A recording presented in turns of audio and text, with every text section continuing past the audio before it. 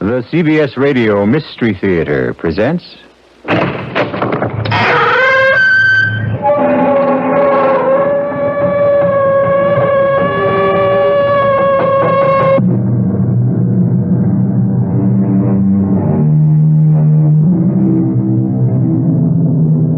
in. Welcome. I'm E.G. Marshall. Jasper Sheridan is dying. Even the most ignorant of laymen could determine that fact. The wax-like face, the emaciated body, the rasping breath that precedes the last death rattle. In the huge baronial bedroom, he faces his only living relative, Barry Holden, a great-grandnephew. A fortunate young man who is the only heir to one of the richest, if not the richest men in the world. Fortunate? Listen. Barry, are we alone? Yes, Uncle. Open the drawer in my bed table. You see a small bottle in it? Yes, sir. You mean the one with the ugly little black bug in it? If you will buy that from me for less than $10, you can be the richest man in the world. Oh, Uncle, you know me. I'm always broke. I can raise, $7.43. Will that be enough? More than enough. Will you buy it from me? If you want me to, of course.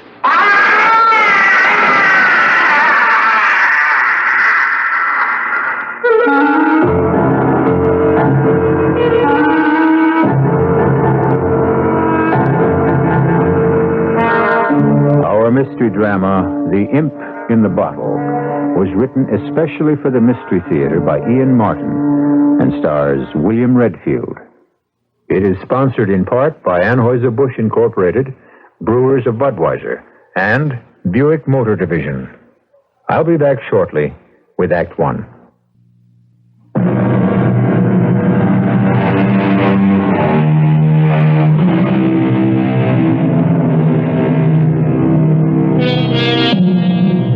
When a man is over 90 and you are 24, with your life just beginning, why not humor a dying man's request?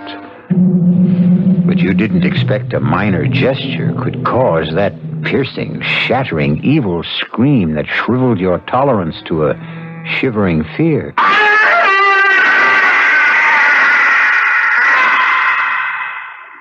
What in God's name was that? Nothing in God's name.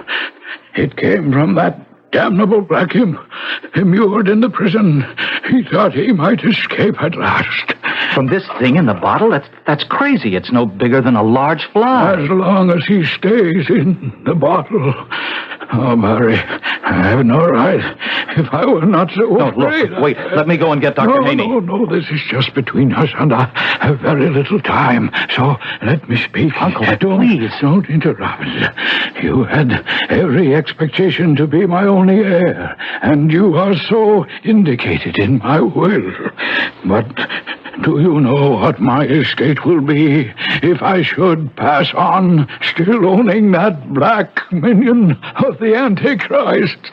Nil, nothing, zero. Look, Uncle, I don't think this is the right time to worry about estates. This is exactly the right time.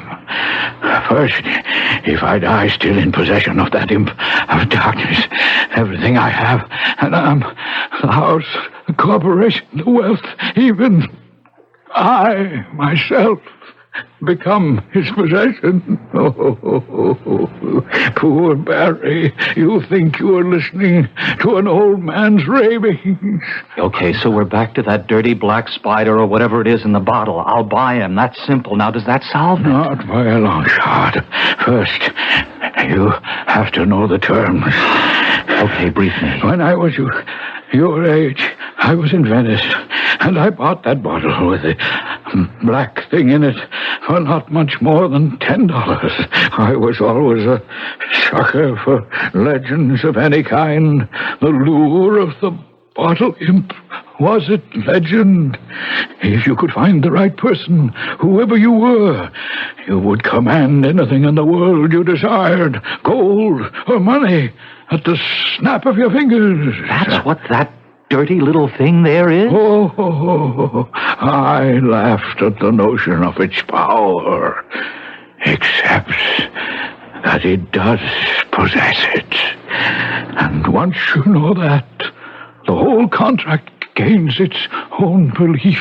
And what is the whole contract? That while a person owns this dark imp in the bottle, any request that concerns money, gold, or wealth, no matter how unreasonable, will be satisfied. And that to dispose of this creature and its spell, you must sell it for less than your original price. Oh, here. $7.40. $5 is enough. Okay. Cheap at nearly half the price. Oh, think first, Barry, think. Remember, it will keep you rich as long as you live. But remember, too, if you do not sell it for less than you paid for it before you die, your soul will surely rot in hell for eternity. Cheer up, Uncle. You've made your sale. Your imp in the bottle is my problem from now on. I'd no sooner made that statement than I felt a burning sensation in my pocket. It was sheer reflex action to reach in and pull out the bottle containing the evil black bug. I glanced at my uncle. He had sunk back against the silk pillow cover, his face the corpse white of the dead, but its expression one of peace and relief. You'd better go in, Dr. Haney. I'm afraid he's gone. Yeah, very well, Barry. It was inevitable, you know. Oh, I know, but I'm going to miss him a lot. That makes two of us. I'll let you know in just a minute. Thank you. I hope I'm not premature, but I'm sorry. Thanks, Mr. Barnes. You're going to miss the old man in a lot more ways than one, son. What does that mean? You know, I haven't been able to talk any real business with him almost the whole past week, and... Well, what's the scoop, Mr. Lawyer? Disaster. The whole empire's going to topple. Sheridan Enterprises? Jasper is mortgaged up to the eye teeth, overextended. He's so deep in debt that if things went under, he couldn't even pay his creditors a penny on the dollar. You're trying to tell me that Jasper is broke? Unless he's got piles of money stashed away in Switzerland, Lebanon, the Bahamas, or some secret corner of the world. The only thing he'll leave you is debts. The pity of it is, if he were alive, he'd find a way out of all this mess. He's done it time and again. The man was a financial genius. He's gone, all right. Poor old Jasper. But he looks at peace. He certainly looked like he left you well provided for, Barry, if that's any consolation. Well provided for, perhaps. A consolation? That remains to be seen.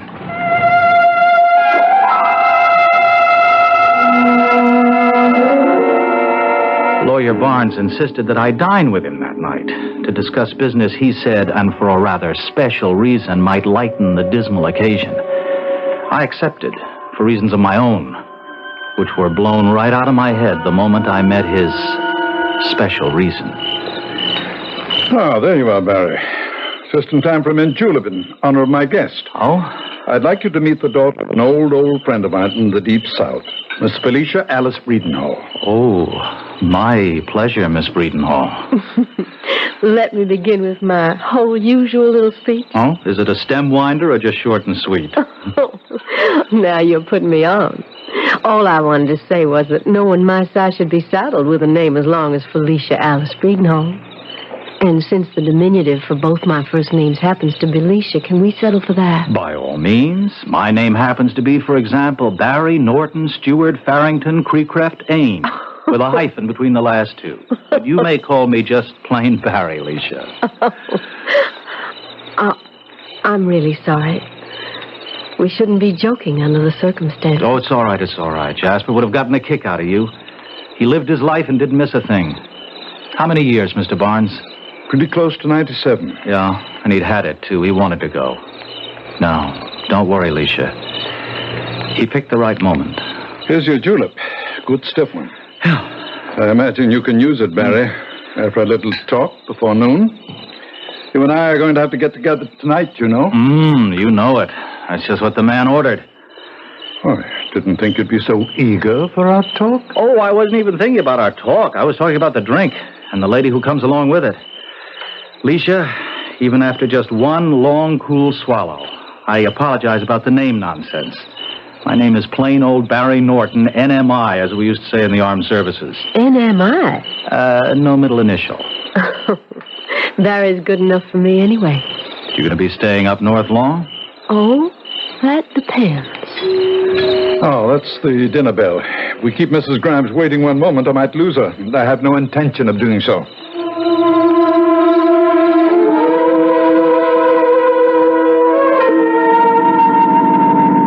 Barry? Yeah? You seem so preoccupied ever since we left after dinner. Oh, I'm sorry, Alicia. I am. Got a lot on my mind.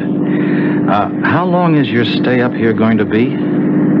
A long, long time, I hope. Ah, now that's just the same thought I had in mind for you. But it may not be too long if I don't get a job before my money runs out. You mean that's the only problem? Oh, you can joke.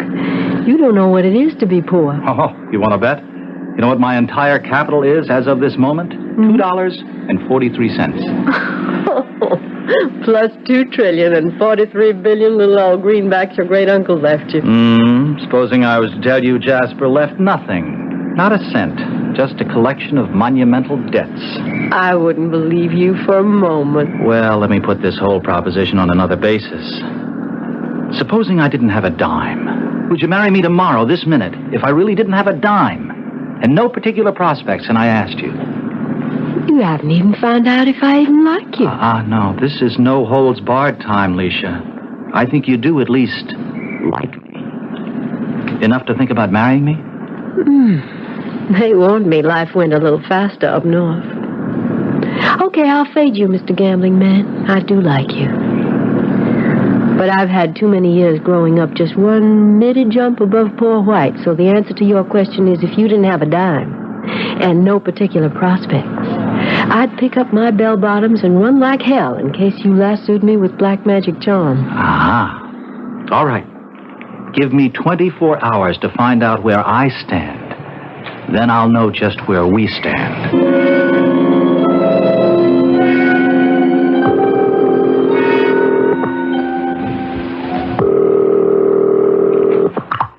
Hello? Mr. Barnes, I won't be back tonight. But you promised. I have to go over this whole business situation with you, and just because of Leisha, you No, can't... I know. I won't say this has nothing to do with Leisha, but by later tonight I may be able to give you some better news and relieve your mind about financial affairs. I'm holding what gamblers call an ace in the hole. Now keep your lawyer's fingers crossed that it pays off. What I was holding in my hand was the imp in the bottle. And with my own fingers crossed, I took it back to Uncle Jasper's house. With shaking fingers, I twisted the cap of the little bottle. And suddenly it came off with an explosive whoosh that rocked me on my heels and turned my blood to rainwater. Out of the narrow opening, a great foaming black cloud burst like an atomic bomb. The room reeked of fire and brimstone, and the whole house rocked and shook and seemed to disintegrate.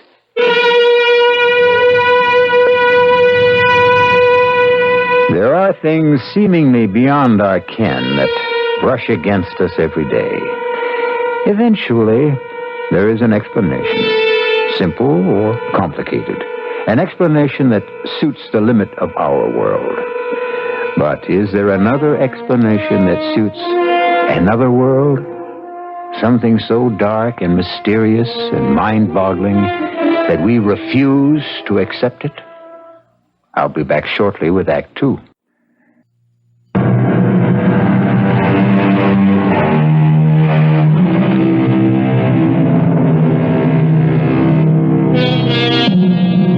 Here's a young man in in this day and age who, instead of inheriting a fabulous fortune, finds himself humoring his dying relative by buying from him a small medical file containing an unidentified black form, supposedly capable of producing unlimited wealth. Is something like this possible in the 20th century? We're about to find out. Choking through the black fumes, as the swirling wind began to dissipate, the room seemed to have disappeared entirely. I was mainly conscious of the colossal legs, the muscles braced under the thick bristling hair, and as my eye traveled upwards, the monstrous hirsute body, leathern-skinned and humpbacked. The head was small and ridiculous for the gargantuan body, and the voice matched it. Yes, master. What is your desire? Are you the black thing that was imprisoned in that bottle there? I am the bottled imp, doomed by Lucifer to be confined until I bring him a soul. Wait, you mean I can actually request anything of you and you will satisfy it? As long as it is gold, or what money will buy, all you have to do is ask, and it is yours. You see, my only way to freedom is to trap your soul, or some other. I have no choice. You are the only one who has any free choice. What choice? Sell me for less than you paid for me, and you go free. And whatever money you've given me, or helped me to gain?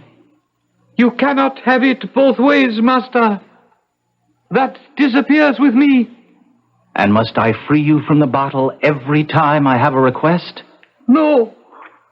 I have no right to freedom of any kind, and until I deliver a soul. Well then, get back in the bottle.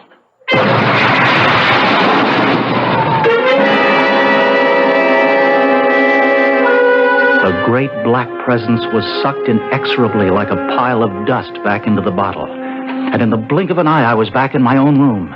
And trapped in the bottle was the dark, shapeless mass of the devil's apprentice. The die was cast as far as I was concerned. Of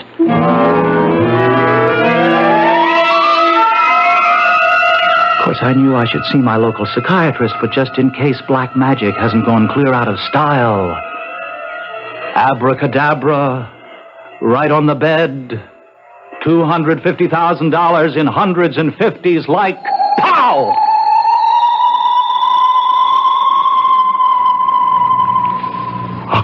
$250,000? As though I had asked for another hot dog. Oh, man, I don't know what I'm getting into. But it sure solves a lot of problems.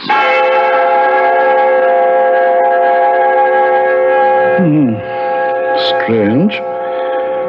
I thought he had everything filed with me.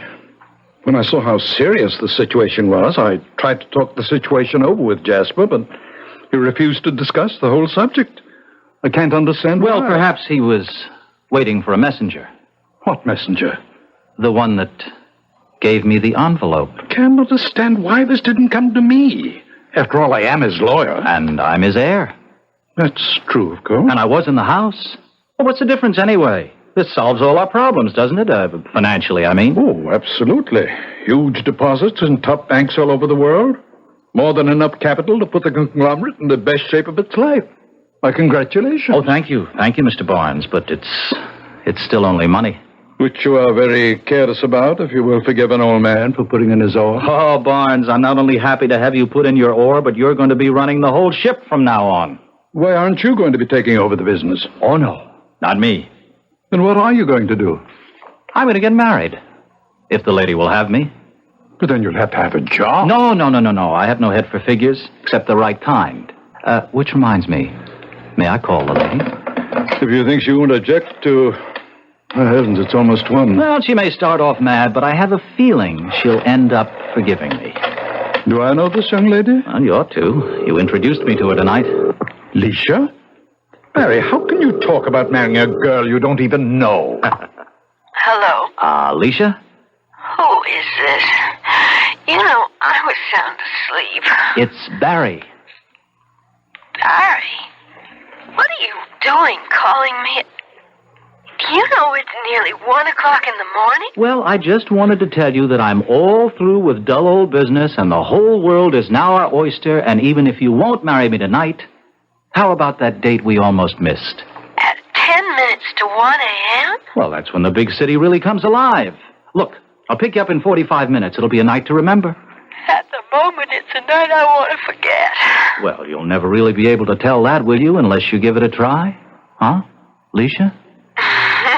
You nut, Barry. You absolute nut. Make it 50 minutes. It'll give me time to put some perfume behind my ears. Bye.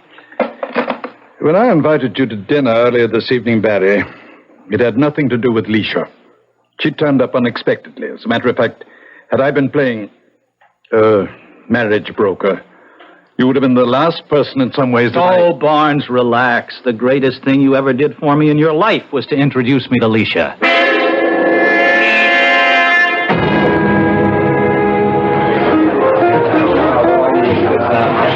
Take you back home? That's good, solid New Orleans blues, man. Mm-hmm. And the martini? It won't knock me out. But I don't know about another round. Oh, what's your stand on walking? Great. As long as I can stand. And I can stand. Don't worry. Good. Up Fifth Avenue to the Plaza Hotel.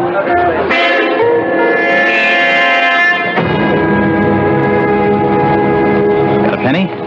No, sir. My mad money comes in slightly higher denomination. Oh, you didn't think I'd run out on you? It hasn't happened yet. I just protect myself at all times. Okay, here's a penny. And I have one, too. So we turn our backs on the fountain, throw them in, and wish the best wish we know. Oh, that's the Trevi Fountain in Rome. You do that. All right. So we're starting a new trend. Arrivederci, Roma. What was your wish? If I tell you, it won't come true. Where next? The night is still young. The Small Hours Club? What's its particular kick? Oh, just the best food in town. Nice, slow, quiet dancing, and a wide-open casino from craps to chemin. Just stop at the dice. They're Mama's children. You stake me 100, I'll run it right through their limit. Oh, baby, I seem to have just pushed the important button that turns you on. Come on, let's see you roll them.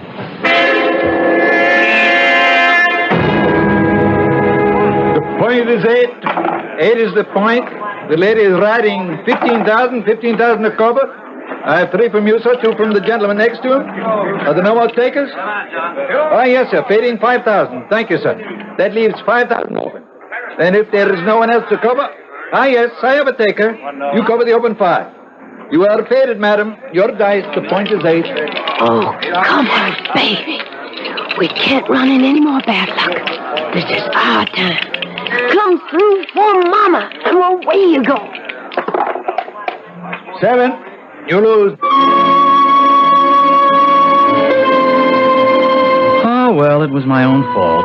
The whole thing was my own fault from the beginning. See, my whole trouble is that I really don't give a damn about money. I mean, if I've got it, great. But if I don't, I'll get by. So the trouble is, I never recognized the fever in others. I certainly didn't in Leisha anyway. The 15,000 was play money to me, the way I was fixed with my own personal little devil in the bottle. But I should have spotted Leisha as a lady who was hooked on gambling and the money that went with it. Here we were just beginning, and I didn't know it, but we were already on the way to the end.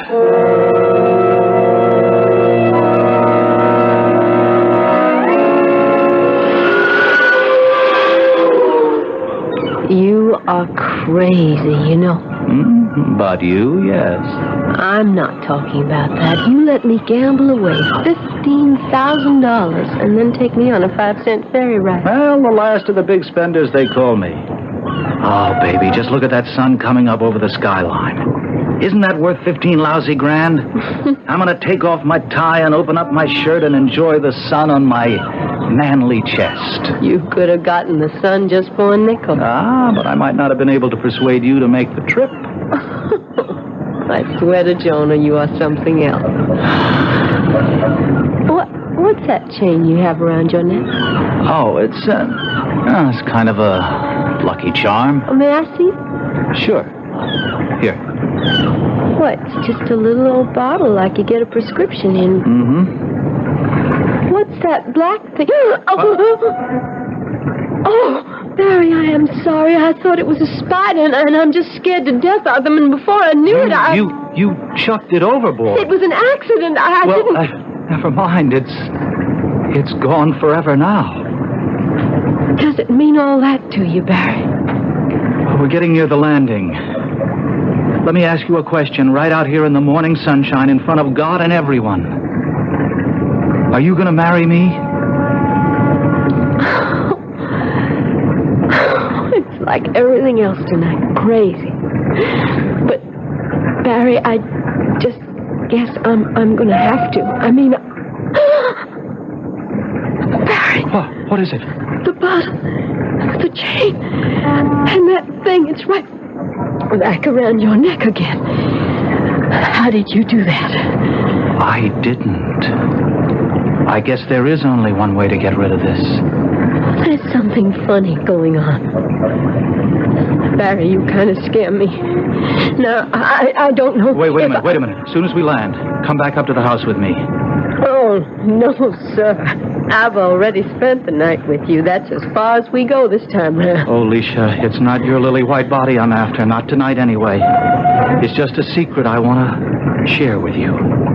A secret I guess I've got to share with you before we do get married.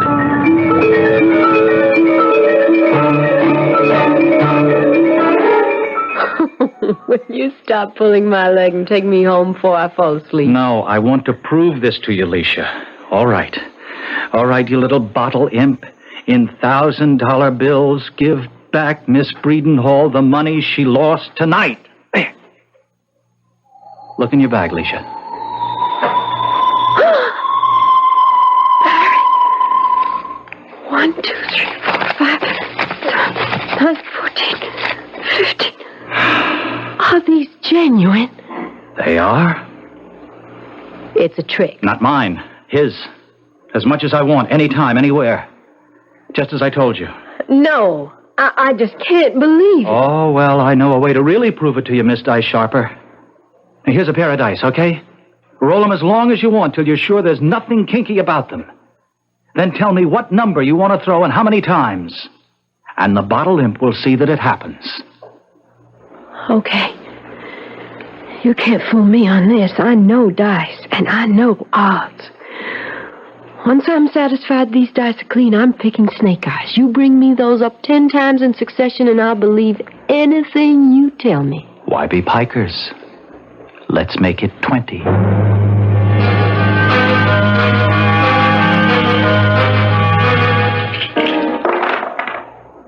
Double ace. 20 times. Mm-hmm. And it's all true. That's right. Now do you marry me? I wouldn't want you to think I was marrying you for your money.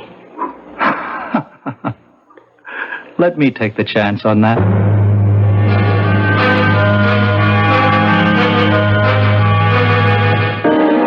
Beware, Barry.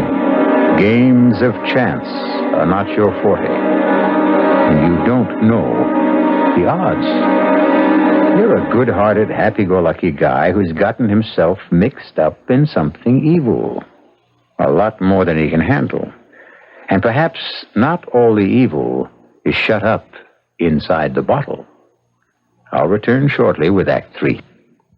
This is WBBM Chicago.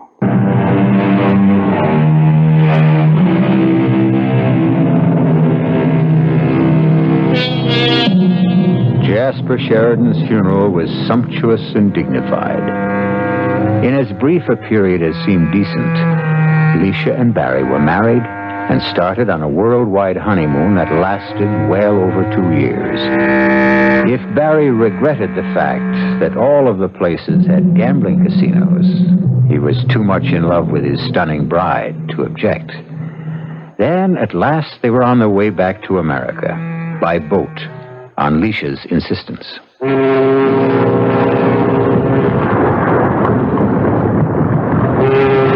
Well, I see you broke the bank again for the second night out. Well, I'm not always so lucky, Mr. Stavrasis. Oh, you know my name. I was going to introduce myself. I'm flattered, Mrs. Norton. Of course you're not. No more than I am, but you know mine. We are birds of a feather, eh, you and I? We have more money than we know what to do with. We gamble. We are both members of the international set. The only difference is you own ships, and I own a rich husband. There is another difference. Oh? At least one. You are a woman. I am a man. I am surprised your husband doesn't make sure to keep you close to him. Particularly on shipboard moonlight nights. Oh, Barry doesn't sail well. He usually sticks to his cabin unless it's clear as glass. Then I shall hope for a rough crossing. Am I to consider that a pass? But most definitely. I am a married woman, Mr. Stavrasis. Marriage is a state of mind, Mrs. Norton. It is no longer the prison it once was. May I hope to see you in New York? Perhaps you would come to dinner at my house. With my husband. Or without. That can all be arranged later. Here. Here is my unlisted number, if you should ever need me. And of course, I am of your service for the rest of the voyage.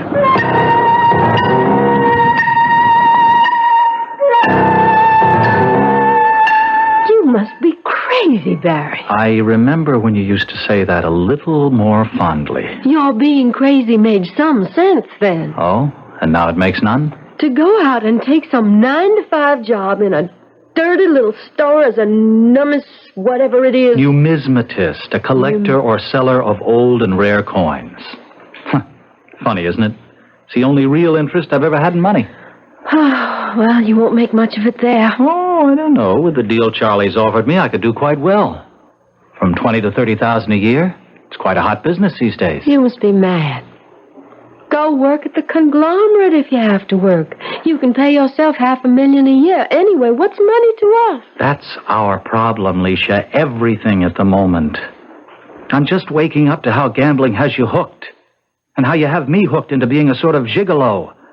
And the source of the hook is this damn thing. So the way to get off the hook is simple. I'm going to sell him. Sell the bottle imp? But that means that everything would be gone. No, except what I make. We just have to learn to get along on it. But why? Why? Because, honey, it's all wrong. And more I'm becoming aware of my immortal soul and how much it means to me. Sell me the bottle. Aren't you concerned with your immortal soul? Oh, Barry, you know I don't believe in that rubbish about after death. Anyway, I could always sell it to someone else. Only you wouldn't have the nerve. Oh, no. Oh, no, Leisha, you are the last person I'd ever sell the imp in the bottle to.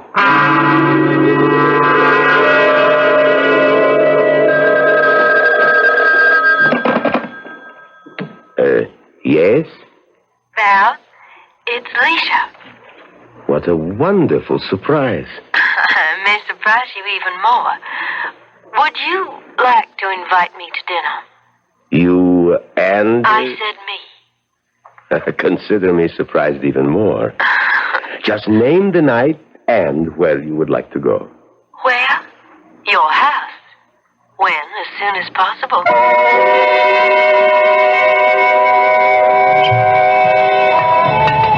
More brandy? No, thanks. I think, in view of all you have just told me, Leisha, I will. I want you, no matter what your youth. And I can make you happy physically. I have more money than I need, although never more than I want. I will be happy to make a pre-marriage settlement with you. The one thing is the fly in the ointment, the imp in the bottle. But that's just a plaything for me. A luck charm. Whether you believe in it or not. And you can get it for less than $5. Why should he sell it to me, a stranger? Why not to you? Because he believes whoever buys it sells his soul to the devil. I don't want to talk about that nonsense anymore. What I will discuss is our marriage settlement, your divorce, and your promise to me of faithfulness and a child. If that is agreed, then I promise you I will buy your whatever it is in the bottle tomorrow. Or the first feasible day. Agreed? Agreed.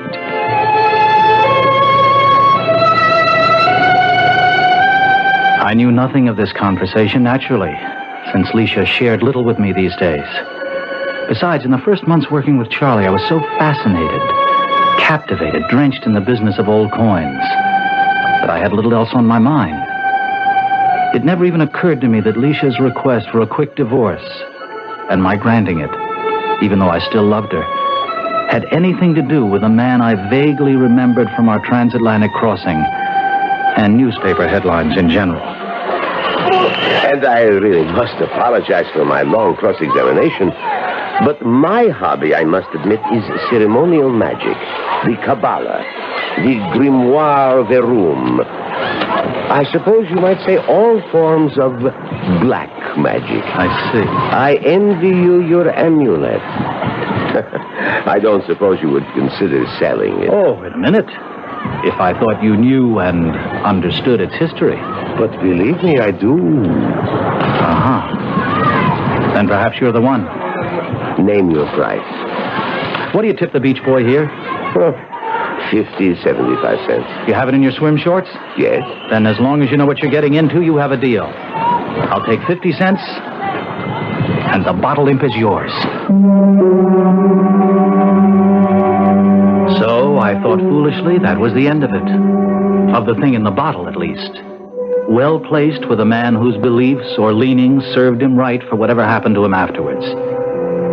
Even after our divorce, and Leisha remarried Valentine Stavrasis, I was able to put it out of my mind. He owned the devil's curse, not she. And with all his great self-earned wealth, she should be happy. And then 7 years later, fate took us all in hand again.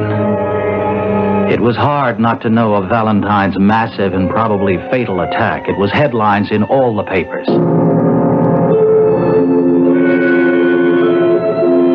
Nurse, would you leave us alone, please? Val? Huh? Val, can you hear me? What? What? It's Leisha. Leisha. Leisha. Thank God. Leisha. Find someone. Find someone. Find someone for what? I can feel it. I'm going to die.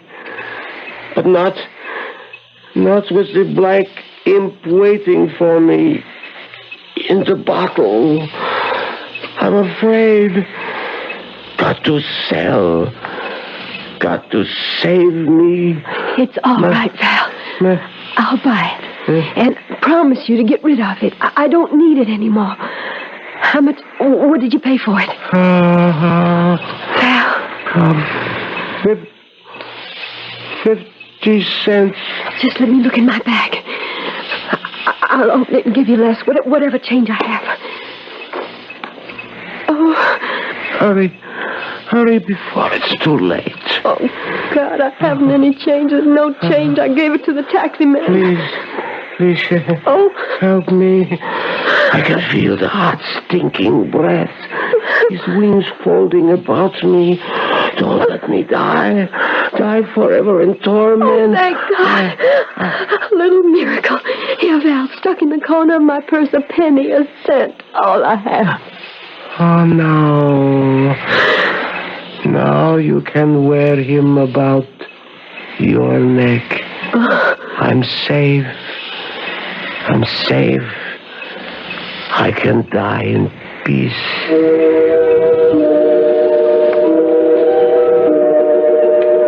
As Val died, his lungs unable to sustain their pressure even underneath the oxygen tent, Leisha, without thought, lit a cigarette.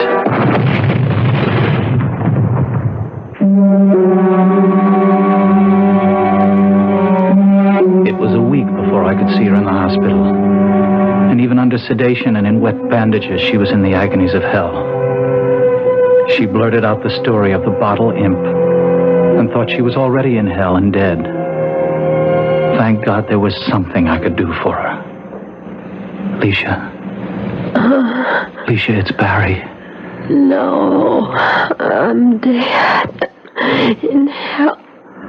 The curse came true. No, not yet, honey. Not yet. You're still alive. You can still sell him. It's too late. I bought him at the bottom. 1 cent. I'm stuck. No, don't you believe it. Lucky you happen to know an old, loving numismatist. All right. You don't like the word coin collector. Lots of coins in the world worth less than a cent. A lira, the Cambodian sen, the Japanese yen. Oh, I could go on forever. I can't, Barry. Not after all this agony. I couldn't wish it on anyone. Can't sell like him. You can and you will. To me, for a lira I just happen to have with me. No, I've made you suffer enough. It's all over. Don't worry. In my business, I can find a coin cheap enough to pass the imp in the bottle on to someone who really deserves it. And I'll fix it so he can't get rid of it. Barry. Barry, why couldn't I love you enough? Sell me that imp first. There. Hang on to the coin. It's your passport to whatever there is after for you. Oh, Alicia. Maybe someday I'll meet you. Alicia. Oh. She's gone. Oh, darling. I hope you found peace at last.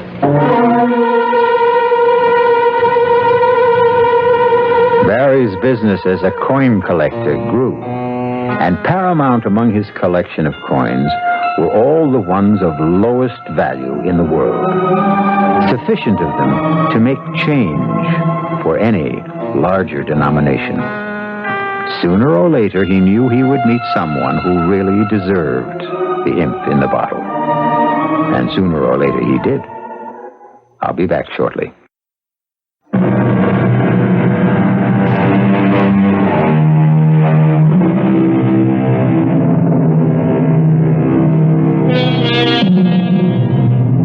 I understand that a power-hungry dictator bought the imp in the bottle for one of Barry's near-worthless coins.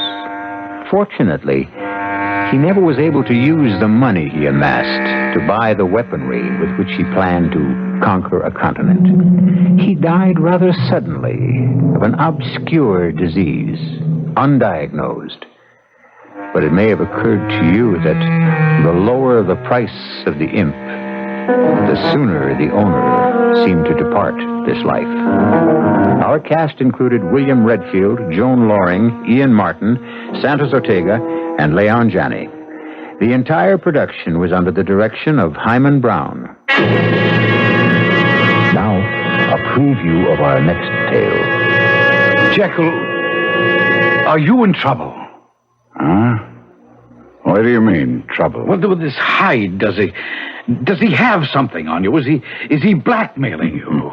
That's a ridiculous thought. Then what is it?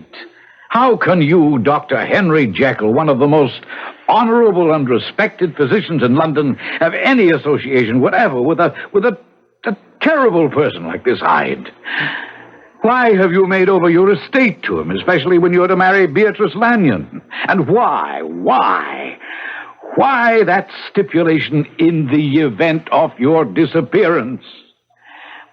Jekyll, I beg you, tell me what it means. I cannot. I cannot. But as your friend, You are the friend you say you are. Do me the favor of never mentioning Edward Hyde again. Radio Mystery Theater was sponsored in part by Buick Motor Division and Anheuser-Busch Incorporated, brewers of Budweiser. This is E.G. Marshall inviting you to return to our Mystery Theater for another adventure in the macabre. Until next time, pleasant dreams.